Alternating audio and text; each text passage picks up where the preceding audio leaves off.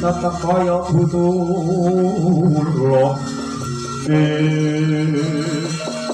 kuwi nantang karo dewa kuwi jarak pepati marang dewa dina iki Bima Suci jeneng kita ulun tetepake marang kaluputanira ora usah guneman kang tanpa guna para gati aku pidananen Kakang Reksinarada nuwun kula niku lho Werkudara kacemplungna wonten kawah Candra Dimuka Kakang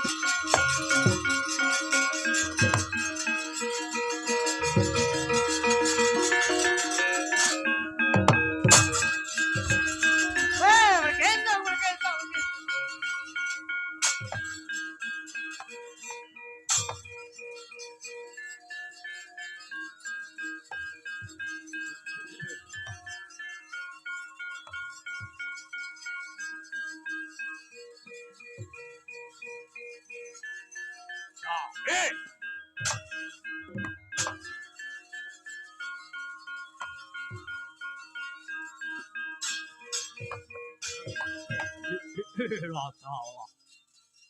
sanget boten nginten bilih paduka Kakang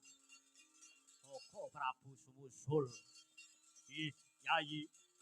kula ki boten negaken dhateng Werkudara prayoginipun kados pundi Koko Prabu menawi adreng dewa badhe midhana dhateng pun Bratasena Werkudara menapa Bima Suci sumangga kayangan dipun orak-arik mawon di lajeng kedah pundi kados pundi caranipun Koko Prabu lah menika nggih gampil mawon ing kayangan menika wonten wit pelemper tangga jiwa lan jambu dipunirmala monggo Yayi witipun dipun rebahaken mawon sumangga Kakang